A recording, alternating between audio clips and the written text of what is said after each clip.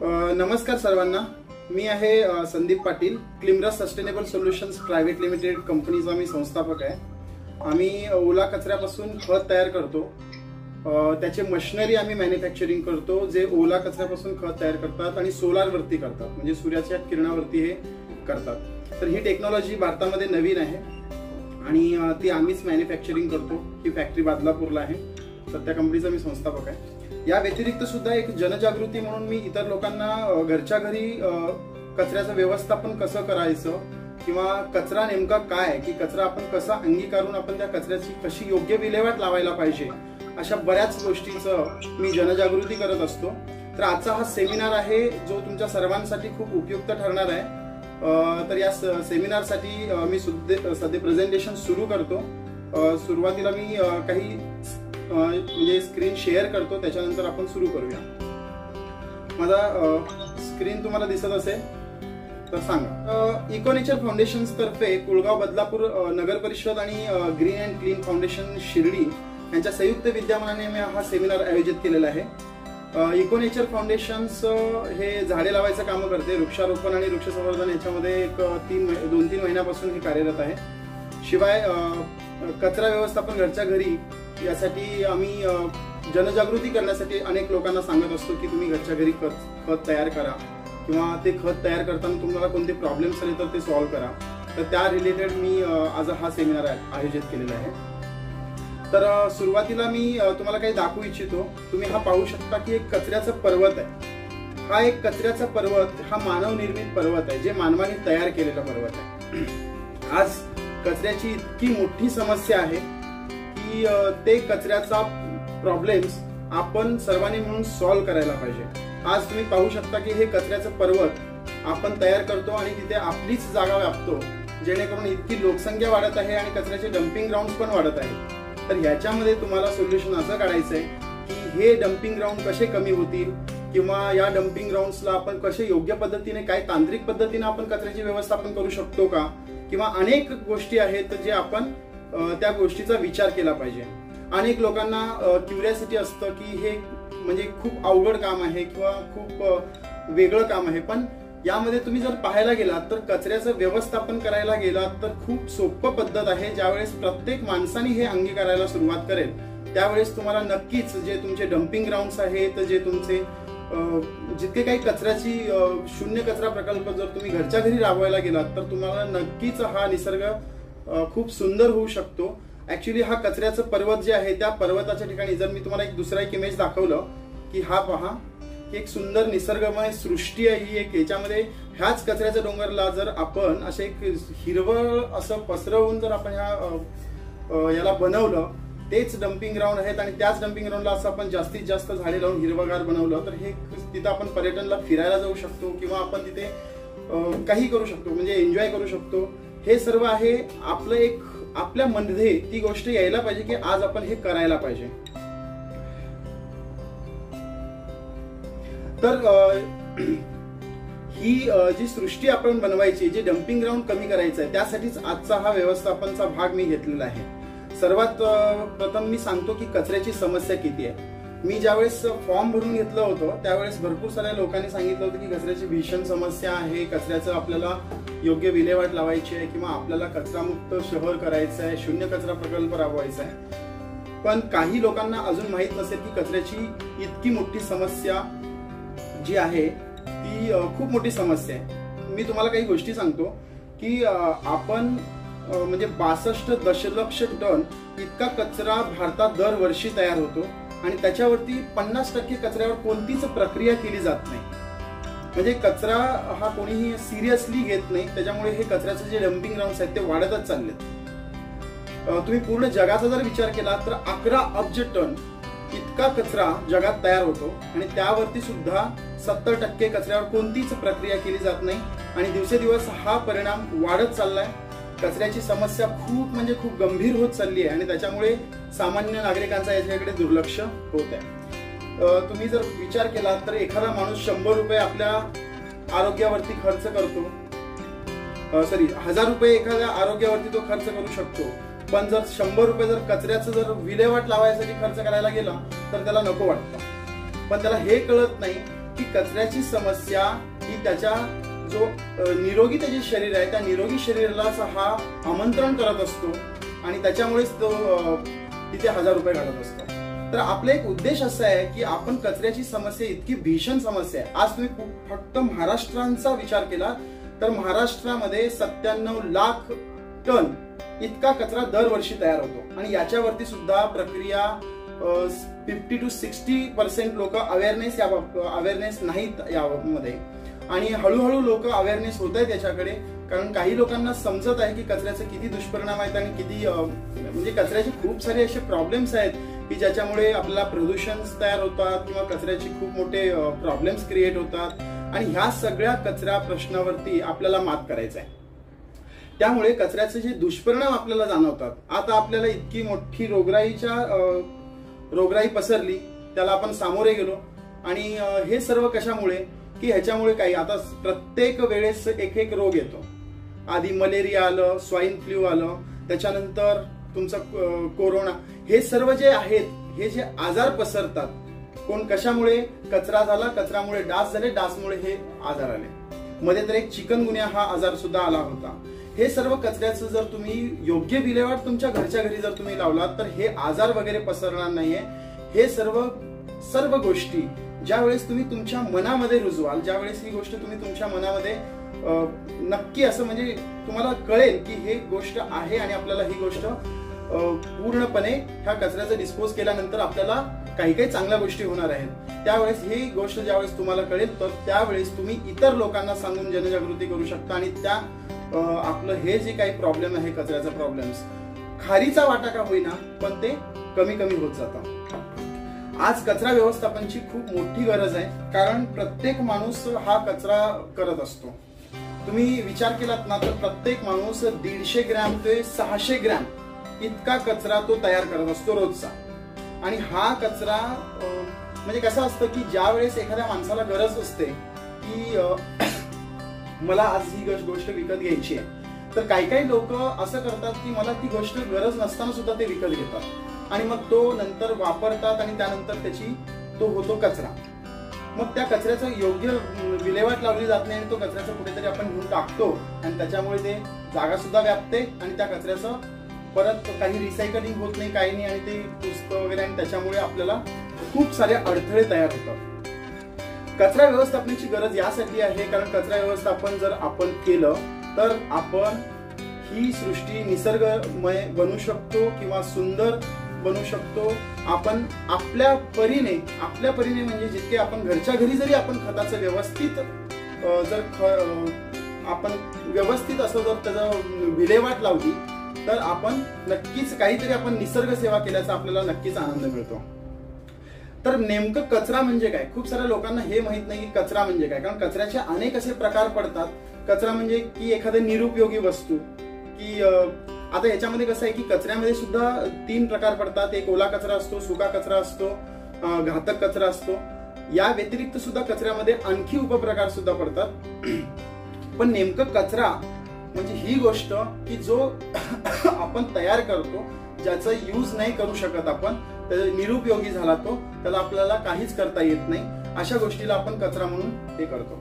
पण ऍक्च्युअली ज्या वेळेस आपण ह्या कचऱ्याला त्या दृष्टिकोनातून बघतो की हा कचरा आपल्याला काहीतरी देऊ शकतो किंवा ह्या कचऱ्याचं खूप सारं मोठं महत्व आहे, त्या दृष्टिकोनातून ज्यावेळेस तुम्हाला बघाल तर त्यावेळेस तुम्हाला समजेल की कचरा म्हणजे काय. कचरा हा खूप मोठी गोष्ट आहे ज्याच्यावरून तुम्ही पैसे कमवू शकता. कचरा म्हणजे सोनं, त्या सोन्या पद्धतीने म्हणजे सोन्याच्या दृष्टिकोनातून तुम्ही ज्यावेळेस कचऱ्याला बघाल त्यावेळेस तुम्हाला कळेल की कचरा म्हणजे नेमकं काय. ह्या कचऱ्याचा आपण काय करू शकतो तर ह्याच्यामध्ये कसं आहे की कचरा ह्या 3 प्रकारचे असतात. एक तर असतो ओला कचरा, सुका कचरा आणि घातक कचरा.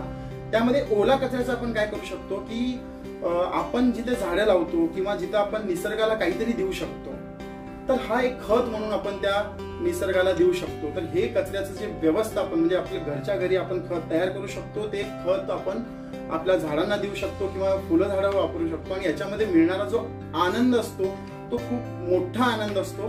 हा मी स्वतः अनुभवलेला आहे आणि इतर लोकांनी जर यामध्ये जर घुसले आणि त्याच्यामध्ये जर त्यांना ती गोष्ट कळाली तर नक्कीच त्याचा खूप मोठा त्यांना ते आनंद मिळणार आहे. मुख्य म्हणजे कसं आहे की आपल्याला निसर्गापासून खूप साऱ्या गोष्टी मिळतात, पण आपण सुद्धा निसर्गाला काहीतरी देणं असतो. कारण निसर्ग आपल्याला देत जातो, याचा अर्थ आपण निसर्गाचा फक्त फायदा घेत जातो, पण निसर्गाला सुद्धा आपल्याकडून काहीतरी द्यायला पाहिजे. त्यामुळे ज्यांना शक्य नाहीये, ज्यांना झाडं लावणं शक्य नाहीये, ज्यांना आपल्याला त्या गोष्टीमध्ये हे करणं, तर तुम्ही घरच्या घरी सेवा, एक निसर्ग सेवा म्हणून तुम्ही घरच्या घरी खत बनवू शकता.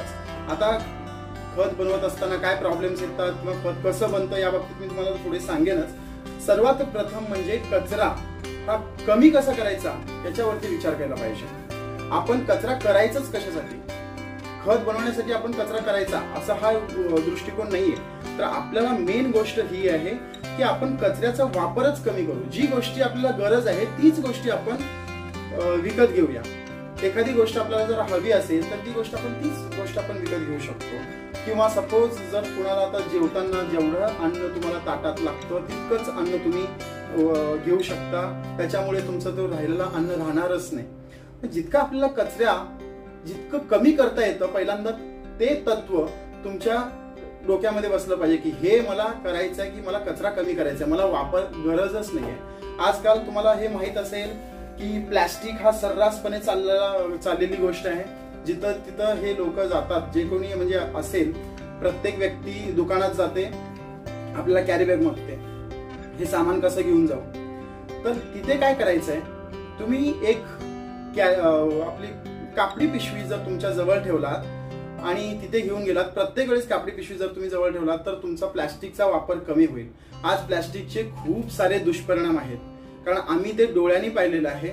आम्ही एक आमचं निसर्गप्रेमी मित्रमंडळ म्हणून आमची संस्था आहे, तिथं आम्ही काय केलं की एका तलाव स्वच्छता अभियानमध्ये आम्ही पार्टिसिपेट केलं. तिथं अक्षरशः कितीतरी मूक जनावरे हे प्लॅस्टिक खाऊन त्यांनी मृत पावलेले आहेत. आणि ह्या दृष्टिकोनातून इतकं वाईट, म्हणजे आम्हाला ते पाहिल्यानंतर इतकं वाईट वाटलं की हे लोकांनी दुष्परिणाम, म्हणजे हे लोकांनी केलेली पाप आहे. म्हणजे लोकांनी हे पाप करत आहेत की बाबा इतर लोकांना, म्हणजे हे इतर मूक ह्यांना हे प्लॅस्टिक उघडतात किंवा मासे मेलेले आहेत. त्यासाठी हे जे प्लॅस्टिक वगैरे हे वापरणं ज्यावेळेस आपण बंद करू ना, हे आपलं एक महत्वाची पायरी आहे की जे आपण निसर्ग सेवेची ही एक महत्वाची पायरी, हे तुम्ही हे लक्षात ठेवा आणि हे आपल्याला करायचं आहे. आता ह्याच कचऱ्याचा वापर, पुनर्वापर आपण करू शकतो. ह्या कचऱ्याचा आपण रियूज करू शकतो. तो कोणत्या पद्धतीने करू शकतो? आता समजा जर तुम्हाला तुमच्या घरामध्ये प्लॅस्टिकचे बॉटल्स आहेत, पाण्याचे बॉटल्स तर आपण सर्रास वापरले जातो. पाण्याचे बॉटल्स वापरतो आणि त्यानंतर त्या पाण्याच्या बॉटल्सची किंमतच आपल्याला राहत नाही. 20 रुपयाचा आपण बॉटल्स विकत घेतो, त्याच्यानंतर पाणी पितो, त्यानंतर ते बॉटल्स कुठेही इकडे तिकडे फेकतो. पण त्या बॉटलचं सुद्धा एक शोभवंत असं वस्तू आपण बनवू शकतो घरच्या घरी. त्यामुळे तो पुन्हा एकदा आपण तो यूज करून घेऊ शकतो. त्यामुळे ही गोष्ट ज्यावेळेस आपल्याला कळेल की आपण कोणतीही गोष्ट, कचरा निर्माण नाही करायचा, शून्य कचरा प्रकल्प आपल्याला राबवायचा आहे, ह्या दृष्टिकोनातून हा विचार करा की सर्वप्रथम तुम्ही त्या कचऱ्याची योग्य विल्हेवाट तर लावायची आहे, ती तर आहेच, पण त्याच्या अगोदर तो कचऱ्याचा वापर कसं, म्हणजे रियूज कसं करता येतं किंवा त्या कचऱ्याला आपल्याला रिड्यूस कसं करता येतं, ह्या दृष्टिकोनातून हे काही 3 तत्व आहेत. ते 3 तत्व तुम्हाला लक्षात ठेवायचं आहे. तिसरा जो तत्व आहे तो रिसायकलिंग तत्व. एखाद्या गोष्टीला जर तुम्हाला पुन्हा एकदा ती गोष्ट वापरायची आहे, त्याचा काहीतरी तुम्हाला सपोज त्या कचऱ्याचा युजच नाही होणार आहे, पण त्या यूज इतर गोष्टीसाठी होत असेल. आता तुम्ही कचऱ्याचं काहीच यूज नाही करू. आता ओला कचरा जो घरात तयार होतो, जे टरफल असतील, भाजीपाला असतील, तुमचे जे काही हे जे ओला कचरा असतो, तो ओला कचरा तुम्हाला परत एकदा रिसायकलिंग करून तुम्ही खत बनवा आणि ते खत तुम्ही झाडाला द्या. खत तरी लोक विकत घेतातच, कारण खताला डिमांड आहे. कचऱ्याला जरी तुम्हाला डिमांड नसेल तरी तुम्ही खत बनवून तरी खताला तरी डिमांड आणू शकता किंवा तेच खत बनवल्याचा तुम्हाला आनंद सुद्धा होतो. त्यामुळे कधीही या 3 तत्वांना लक्षात ठेवा की वापर कमी करा, पुन्हा एकदा त्याचा रियूज कसं करायचं त्या दृष्टिकोनातून विचार करा आणि रिसायकलिंग करा. ओला कचऱ्यापासून खत तयार करणे ही एक रिसायकलिंग पद्धत आहे. मी तुम्हाला कचऱ्याचं प्रकार सांगतो आणि त्याचे वर्गीकरण कसं करायचं. सर्वप्रथम कचरा वर्गीकरण म्हटलं ना, लोकांचे सर्व जे चेहरे आहेत ना खूप म्हणजे वेगळे विचित्र होतात. हे सर्वांनाच माहिती आहे की काही काही लोकांना अरे नाही वर्गीकरण म्हणजे खूप झंझट आहे, खूप डोक्याला ताप आहे, हे नकोच आम्हाला, हे असं नाहीच पाहिजे, हे खूप साऱ्या गोष्टी आहेत. पण खरं पाहायला गेलं तर ज्या वेळेस तुम्ही एखादी गोष्ट प्रोसिजर पद्धतीने सिस्टेमॅटिक पद्धतीने तुम्ही कराल त्यावेळेस तुम्हाला हे लक्षात येईल की ते तुम्ही करू शकता. तुम्हाला काही इतकं अवघड नाहीये. सुरुवातीपासूनच तुम्ही 3 बकेट ठेवा आणि त्या 3 बकेटमध्ये तुमचा जो कचरा आहे तो कचरा फक्त त्या बकेट्समध्ये टाकायचं फक्त काम करा. तुम्हाला वर्गीकरण जास्त काही एवढं मोठं गोष्ट नाहीये की ते वर्गीकरण मध्ये तुम्हाला हात घालावा लागतं कचऱ्यामध्ये किंवा कचऱ्याचं काहीतरी प्रॉब्लेम्स होतात किंवा हे होतं वगैरे, असं काही नाहीये. तर मेन मुख्य गोष्ट आहे की कचरा कोणकोणत्या प्रकारात येतो, हा कचरा कोणत्या प्रकारात येतो, हा कचरा कोणत्या प्रकारात येतो, ह्या सर्व कचऱ्यांचं योग्य विल्हेवाट आपल्याला कशी लावायची आहे, अगोदर तुम्हाला सेग्रिगेशन करूनच लावायची आहे. त्यासाठी सेग्रिगेशन हा खूप महत्वाचा भाग आहे. ओला कचरा, सुका कचरा आणि घातक कचरा हे 3च कचऱ्याचे महत्वाचे आणि मुख्य प्रकार आहेत. त्यापैकी ओला कचरा जो आहे, ओला कचऱ्याचं तुम्ही योग्य पद्धतीनं खत बनवू शकता किंवा ओला कचऱ्याचा आणखी काही गोष्टी आहेत ते पण तुम्ही करू शकता. तर ओला कचऱ्यामध्ये कोणकोणत्या गोष्टी येतात की जे भाजी व फळांची जे सालं तुम्ही काढता ते येतं, उरलेलं अन्न असतं, नासलेलं अन्न असतं किंवा अंड्याची टरफले असतात किंवा कुजलेले फळभाज्या असतात, चहाच्या पिशव्या, कॉफी पूड, हे सर्व ओला कचऱ्यामध्ये येतं. तुम्ही एक लक्षात ठेवा की ओला कचरा आणि सुका कचऱ्यामध्ये एकच गोष्ट लक्षात ठेवायचं आहे की जो कचरा कुजतो किंवा सडतो तो असतो तुमचा ओला कचरा, आणि जो कचरा तुमचा कुजत नाही, सडत नाही, पण तो तसाच वाढत जातो, पण त्याचा काहीतरी एक मार्केट व्हॅल्यू असते, बाजारात त्याची काहीतरी किंमत असते, तो म्हणजे तुमचा सुका कचरा. मी उदाहरण देतो.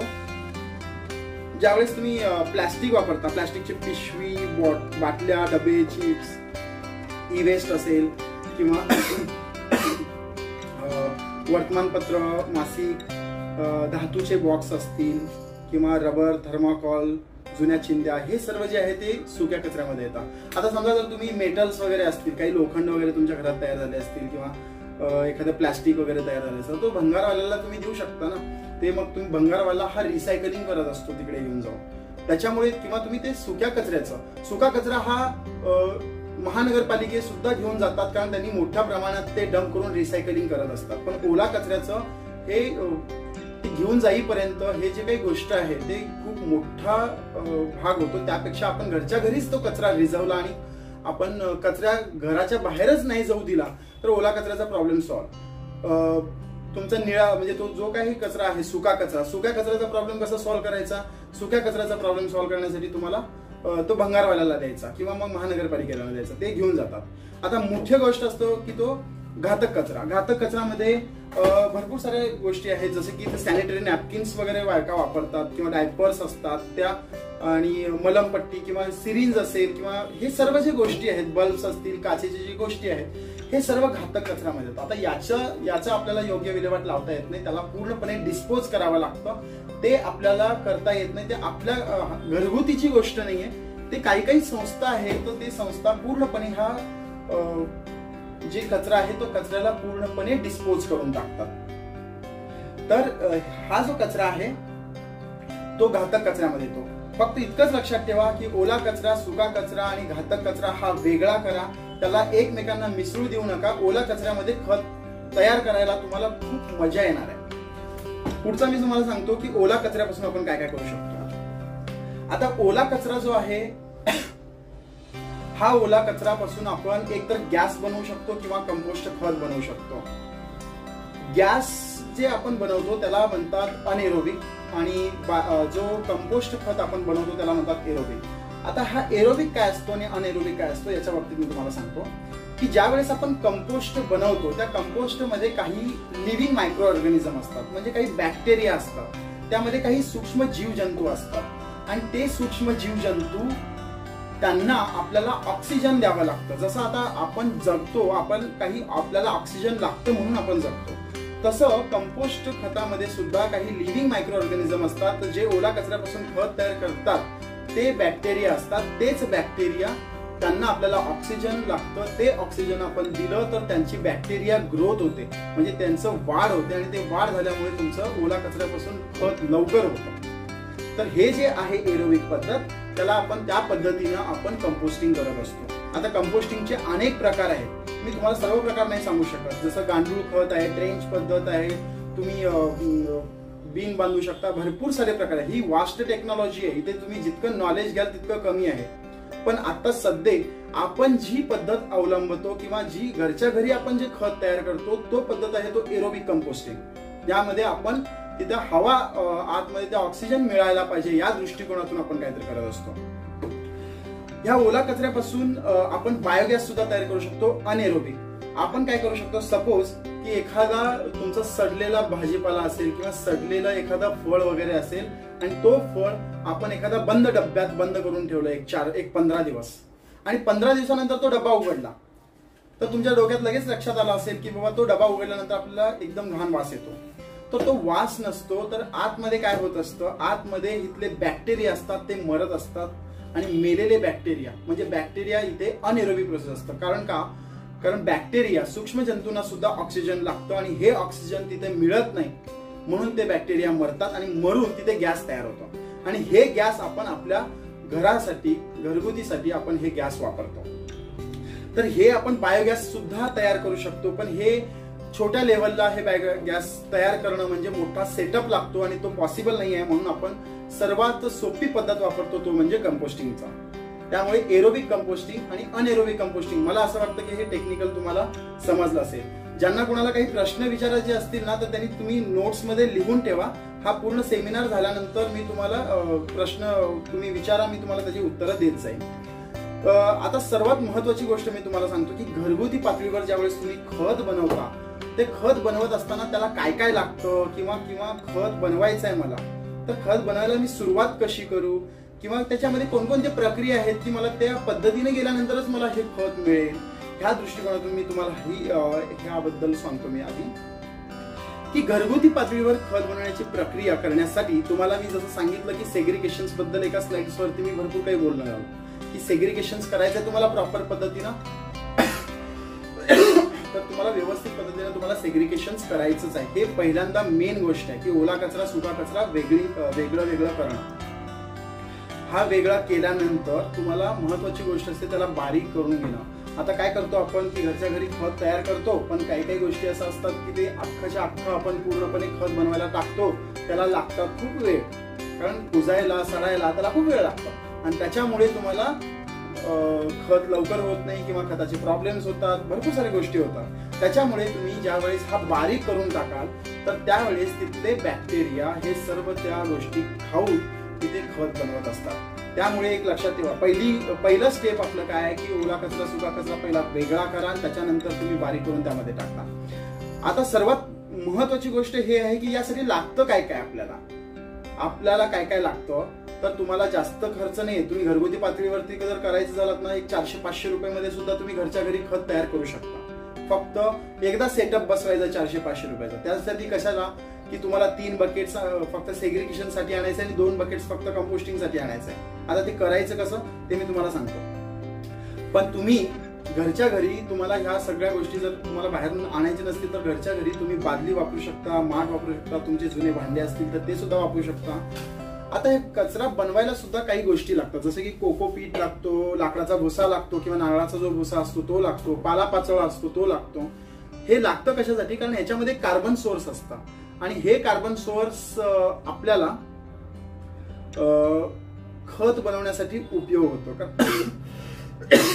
कारण ह्या कार्बन सोर्स मध्ये आपल्याला एक प्रकारचं हीट मिळत असतं. सगळ्यात महत्वाची गोष्ट ही आहे, आपण खत बनवतो तर खत बनवत असताना आपल्याला 3 गोष्टीपासून जायचं आहे आणि हे 3 गोष्टी तुम्ही लक्षातच ठेवा की बाबा तुम्हाला खत. आता जसं तुम्ही भाजी करता, घरामध्ये तुम्ही भाजी करता, भाजी केल्यानंतर सुरुवातीला तुम्ही कटिंग करता, म्हणजे कांदा कापता, टमाटर कापता, त्यानंतर तुम्ही कढई ठेवता, त्याला खालून गरम करता, त्याच्यानंतर तुम्ही ते त्यामध्ये टाकता तेल वगैरे टाकून, त्यानंतर त्याला परतवता म्हणजे मिसळवता आणि त्याच्यानंतर तुम्ही एकदा तुम्ही ताट झाकता परत काढता ऑक्सिजन देण्यासाठी आणि त्याच्यानंतर तुम्ही मसाले टाकता, त्याच्यानंतर ही भाजी बनते. सेम प्रोसिजर आहे जे तुम्ही करता, जे भाजी तुम्ही बनवता तसंच तुम्ही ओला कचऱ्यापासून खत तयार करू शकता. ते कसं, तर खत तयार करण्यासाठी तुम्हाला हीट द्यावी लागते. पण हीट जो आहे म्हणजे तुमचा जो हीट जे आहे तुमची, म्हणजे जे गरम तुम्ही करता, ते जे गरम करता ते गरमपणा तुमचा हा डिरेक्टली प्रोपोर्शनल असतो तुमच्या टाईमनुसार. म्हणजे तुम्ही जितका वेळ हा खत बनवायला देणार, म्हणजे तुम्ही जितका वेळ हा ओला कचऱ्यापासून खत तयार करण्यासाठी जितका वेळ देणार, तितका हा ऑटोमॅटिक आपल्या मध्येच तो स्वतःची हीट स्वतः तयार करत असतो. आणि हे स्वतः हीट तयार करण्यासाठी यांना मदत करत असतात लाकडाचा भुसा आणि कोकोपीट. आणि हे लाकडाचे भुसा आणि कोकोपीट हे स्वतःच हीट तयार करत असतात. तुम्ही जुन्या काळातली लोक पाहिला असेल की त्यामध्ये त्यांनी शेगडी वापरत होते पाणी तापवण्यासाठी. त्यामध्ये लाकडाचा भुसा लावत होते आणि फक्त ते, त्यामुळे तो लाकडाचा भुसा आहे ना एकमेकांना गरम करून तो जास्त आपल्याला पाणी तापवत होता. तर सेम कन्सेप्ट आहे की लाकडाचा भुसा सुद्धा तो हीट वाढवायचं काम करत असतो. त्याच्यामुळे ज्यावेळेस तुम्ही खत बनवता त्यावेळेस हा पालापाचोळ्यामध्ये सुद्धा हा कार्बन सोर्स असतो, त्यामध्ये सुद्धा कार्बन असतं. हे सर्व कार्बन सोर्स तुम्हाला खत बनवताना यूज होणार आहेत हीटिंग म्हणून. काही लोकांना जर त्याला बाबा गरम करायचं आहे, आता आम्ही सोलार वरती गरम करतो, तर तुम्हाला इतर गोष्टीमध्ये जर गरम करायचं असेल तर तुम्ही इतर गोष्टीमध्ये गरम करून तुम्ही त्यामध्ये मिक्सिंग करू शकता. तर कचरा ज्यावेळेस तुम्ही गोळा करता, ओला कचऱ्याचा जो डबा आहे तो डबा मी तुम्हाला सांगितलं की 3 डबा तुम्हाला सेग्रिगेशन साठी घ्यायचा आहे. ओला कचरा, सुका कचरा आणि घातक कचरा. तर ओला कचऱ्याचा आपल्याला खत बनवायचा, तर ओला कचऱ्याचा डबा उचला, तुम्ही 2 बकेट्स कंपोस्टिंग साठी ठेवाच. 2 बकेट ठेवायचा आहे. पहिल्या बकेट्स मध्ये जेवढा तुमचा कचरा रोजचा तयार झालेला आहे तो त्या एका बकेट्स मध्ये टाका. एका बकेट्स मध्ये टाकल्यानंतर तो बकेट्स रोज तिथं टाकत राहायचं आणि तिथे फक्त तुमचा जो कचरा आहे त्या कचऱ्याच्या 10% तुम्हाला त्यामध्ये कार्बन सोर्स तुम्हाला टाकायचा आहे. म्हणजे तुम्हाला लाकडाचा भुसा किंवा कोकोपीट तुम्हाला टाकायचा आहे आणि त्यामध्ये फक्त मिक्सिंग करायचं आहे. बाकी दुसरं काही करू नका. रोज हा प्रोसिजर करायचा आहे, कारण रोजच तुमचा कचरा तयार होतो आणि रोजच तुम्हाला ही गोष्ट करावी लागते. इतकं करत राहिलात तर हा एक बकेट्स भरायला तुम्हाला पहिला बकेट, समजा तुम्ही 15 लिटरचं बकेट घेतलात तर 15-20 दिवस तुम्हाला पहिला बकेट भरायला लागेल. सेम प्रोसिजर दुसऱ्या बकेटमध्ये करायचा. दुसरा बकेट भरायला सुद्धा तुम्हाला 15 दिवस लागतात. त्यावेळेस तुमचा पहिल्या बकेटमध्ये तुमचा खत तयार झालेला असतो. आणि हा खत फक्त मिक्सिंग आणि तुमचं जे काय आहे लाकडाचा भुसा वगैरे टाकल्यानंतर हा इतक्यामध्ये तयार होतो. फक्त त्याची काही प्रोसिजर आहे, त्याची प्रोसिजर फक्त लक्षात ठेवा की तो किती % टाकावा लागतो. त्याच्यामुळे काय होतं मी तुम्हाला पुढे आणखी सांगणारच आहे की याच्यामध्ये प्रॉब्लेम्स कोणते येऊ शकतात आणि तुम्हाला सॉल्व्ह कसं करायचं आहे. त्याच्यानंतर असते काही गोष्टी आहेत की जसं मी फॉर्म भरून घेतानाच विचारलं होतं की घरगुती पद्धतीने ज्यावेळेस तुम्ही खत बनवता त्यावेळेस तुम्हाला कोणत्या, म्हणजे त्याची योग्य पद्धत कोणती आहे, तीच सार्वजनिक पद्धतीमध्ये कोणत्या पद्धती आपण यूज करू शकतो. आता समजा की तुमच्या घरात कचरा तयार होतो 300 ते 400 ग्रॅम. आमच्या सर्वेनुसार आम्ही विचार केला तर आमचा 600 ग्रॅम कचरा इतका तयार होतो. पण ज्यावेळेस तुम्ही तुमच्या घरी जितके मेंबर्स राहतात त्याप्रमाणे जितका तुमचा कचरा तयार होतो त्या कचऱ्याचं जर तुम्हाला योग्य पद्धतीने जर कंपोस्टिंग खत तयार करायचं असेल तर पहिल्यांदा तो जो मी आधी सांगितलंय तसंच करायचं आहे. जसं ओला कचरा आला, आधी सेग्रिगेशन म्हणजे वेगवेगळा करून घ्यायचा. ओला कचरा, सुका कचरा भंगारला द्यायचं, ओला कचऱ्याचे खत बनवायचं. खत बनवण्यासाठी ओला कचरा जो आहे तो ओला कचरा अगोदर तुम्हाला बारीक करून घ्यावा लागतो. बारीक करून घेण्यासाठी तुम्ही आता घरच्या घरी आहात तर तुम्ही मिक्सर वापरून बारीक करा किंवा तुमचं नाईफ वापरून बारीक करा. बारीक केल्यानंतर तुम्ही असे 2 बकेट्स घ्यायचे. हे तुम्हाला दिसत असतील 2 बकेट्स. हे 2 बकेट्स घ्यायचे. असे तुम्ही कोणतेही बकेट्स घेऊ शकता किंवा माठ घेऊ शकतात. आणि ह्या 2 बकेट्स वरती तुम्हाला पहिला बकेट भरेपर्यंत सेम प्रोसिजर करायचा आहे. पहिला बकेट भरला की दुसरा बकेट भरेपर्यंत सेम प्रोसिजर करायचं आहे. आणि पहिल्या बकेटमध्ये सुद्धा तोच रिपीट करायचा आहे. त्यानंतर तिथून तुम्हाला खत मिळेल. आणि तो जो सेंद्रिय खत आहे तुम्ही तुमच्या वृक्षारोपणासाठी, तुम्ही तुमच्या झाडं जे फुलले आहेत त्याचं, आता हा खताचा उपयोग कुठे होतो, काय होतो त्याच्यासाठी सुद्धा मी तुम्हाला सांगणारच आहे. याशिवाय सार्वजनिक पद्धतीमध्ये सुद्धा हेच गोष्टी होत असतात. सार्वजनिक पद्धतीमध्ये भरपूर साऱ्या लोकांना असे प्रॉब्लेम्स असतात की काही मशिनरी आहेत जे 24 तासामध्ये खत तयार करतात. यावरती माझा तर विश्वास नाहीच आहे, पण खूप साऱ्या लोकांनी ज्यांनी या गोष्टी म्हणजे ज्यांना खूप असं टेक्निकल आहे त्या लोकांना एवढं माहिती आहे की 24 तासात कोणताच खत बनत नाही. खत बनायला कमीत कमी 15 ते 20 दिवस लागतातच लागतात. तर ही जी गोष्ट आहे, ज्यावेळेस तुम्ही या प्रोसिजर पद्धतीने ज्यावेळेस खत बनवता त्यावेळेस तुमचा त्याला खत म्हणतात. इतर गोष्टी तुम्ही 24 तासाच्या मशीन मध्ये खत बनवला तो कोळसा असतो. आणि ही गोष्ट जर तुम्हाला जर जास्त जायचं असेल तर तुम्ही बेटर इंडियामध्ये एक मॅगझिन सुद्धा छापून आलं होतं. त्याच्यावरती ऑलरेडी एका माणसाने कमेंट केलं होतं की ओला कचऱ्यापासून जे खत तयार करण्याची 24 तासाचे जे मशीन्स आहेत ते ओला कचऱ्याचे खत तयार करत नाही, तर ते जाळतात. त्याची पूर्णपणे डम्पिंग होत नाही. त्याचा फक्त उपयोग एकच आहे की तो पूर्णपणे 80 ते 90% हा रिडक्शन करतो. तर आता मी तुम्हाला सांगतो, तुम्ही ज्यावेळेस ओला कचऱ्यापासून खत तयार करता त्यावेळेस त्यामध्ये एक रिडक्शन पण होत असतं. म्हणजे तुम्ही जितका तुमचा कचरा असतो त्या कचऱ्याचा तुम्हाला तितकाच तुम्हाला कंपोस्ट खत मिळत नाही, त्यामध्ये खूप कमी होतो. आता हा जातो कुठे, तर तो जातो तुमच्या हिटिंगमुळे आणि त्यामध्ये प्रक्रिया केल्यामुळे तिथले बॅक्टेरिया हे खात असतात. तर महत्वाची गोष्ट ही आहे की ज्यावेळेस तुम्ही ओला कचऱ्यापासून खत तयार करता तर सार्वजनिक पद्धतीवरती सुद्धा या दृष्टिकोनातून असं जे प्रोसिजर पद्धतीने जे काही खत बनवतात अशा मशिनरीचा तुम्ही अवलंब करू शकता. याच्यामध्ये ओला कचरा पहिल्यांदा घेऊन सेग्रिगेशन करणे, एक सेग्रिगेशन टेबलनुसार, आणि बारीक करणे. त्यामध्ये बारीक करण्यासाठी ऑटोमॅटिक शेडर्स मिळतात जे मार्केट्समध्ये अवेलेबल आहेत की ऑटोमॅटिक, त्यामध्ये तुम्हाला काही करायची गरज नाही. त्यानंतर तुम्हाला खत निर्मितीसाठी जसं मी तुम्हाला 2 बकेट सांगितले तसे मोठमोठे ड्रम्स असतात किंवा काहीतरी मोठमोठे मशिनरी असतात की जसे 2 असतात. आणि याचं मग त्यामध्ये प्रोसिजर सेम होते, सर्व काही सेम होतं. जसं आपण आता मी ही जी प्रोसिजर घरच्या घरी सांगितली सेमच तशी प्रोसिजर तुम्हाला याच्यावरती होतं. आणि मग ते सेंद्रिय खत जे मिळतं ते तुम्ही मोठ्या प्रमाणात मिळतं. समजा जर तुमचा रोजचा 50 kg कचरा असेल तर 50 kg कचऱ्याचं तुम्हाला 30 kg कचरा किंवा 25 kg कचरा तुम्हाला रोजचा या मशिनरीमध्ये सुद्धा मिळत असतात. 50 to 60% रिडक्शन्स यामध्ये होत असतात. तुम्हाला जर फॉर्म भरत असताना मी भरपूर साऱ्या लोकांना पाहिले की खूप सारे लोक पुण्याचे आहेत आणि पुण्यामध्ये जर तुम्हाला हा सेटअप पाहायचा असेल सार्वजनिक पद्धतीचा तर निगडीला हा आमचा सेटअप आहे. तर तिथं जाऊन तुम्ही पाहू शकता. तिथे ऑलरेडी आम्ही हा सेटअप लावलेला आहे की सेग्रिगेशन, त्याच्यानंतर त्यानंतर आपण क्युरिंग, हे भरपूर सारी गोष्टी तुम्हाला तिथे बघायला भेटेल. पुढचं आहे की ओला कचऱ्याचं खत बनवत असताना जे आपल्याला समस्या येतात त्या समस्यावरती आपण तोडगा कसा काढायचा. सर्वात महत्वाची गोष्ट म्हणजे की कचऱ्यामध्ये आळ्या होतात. असं खूप जणांकडून मी ऐकलेलं आहे की कचऱ्यामध्ये आळ्या होतात. मी माझ्या घरी सुद्धा ओला कचऱ्यापासून खत तयार करतो. मी माझ्या घरी सुद्धा करतो आणि घरी मी हे फक्त साध्या पद्धतीनंच करतो. त्याच्यामुळे कोणतीही तांत्रिक पद्धत मी नाही वापरत. त्यामध्ये कचऱ्यापासून आळ्या जे होतात ते कसं आपण कंट्रोल करू शकतो किंवा ते होऊ का द्यायचं नाही त्याचा मी तुम्हाला रिझन सांगतो. कचऱ्यामध्ये आळ्या होणं म्हणजे तुमचं काहीतरी प्रोसिजर चुकणं हे असतं. कारण काय होतं की जे आळ्या असतात, आळ्या हा त्या टेम्परेचरला सस्टेन होत असतात. ते त्या टेम्परेचरला सस्टेन होत असतात आणि त्याच टेम्परेचर मध्येच आपल्याला त्यांना किल करायचं असतं.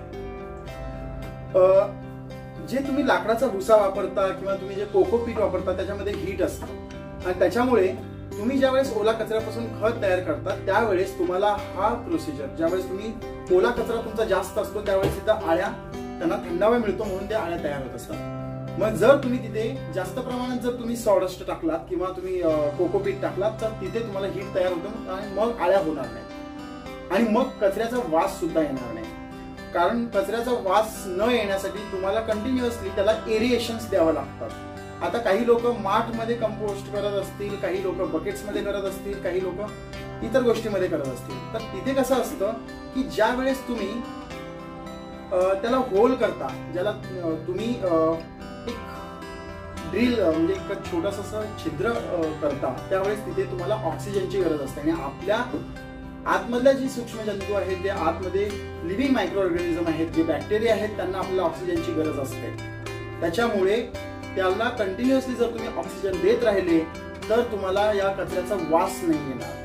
त्यामुळे तुम्ही जो कचरा तुम्ही बनवत असता तर त्याला तुम्ही बंद डब्यात झाकून नका ठेवू आणि झाकून जरी ठेवत असाल तरी पण त्याला कुठेतरी होल द्या आणि होल देत असाल तर तिथे माशा एंट्री करतात आणि आळ्या होतात. त्याच्यामुळे तुम्ही सॉडस्टची क्वांटिटी वाढवा आणि हे जर प्रोसिजर व्यवस्थित केलात तर तुमचं खत लवकरच होतं. आता लवकर खत होण्यासाठी तुम्हाला काय काय गोष्टी तांत्रिक गोष्टीचा वापर करावा लागतात. त्याला तुम्हाला फोर्सफुली एरेशन्स द्यावं लागतं, फोर्सफुली हिटिंग द्यावं लागतं.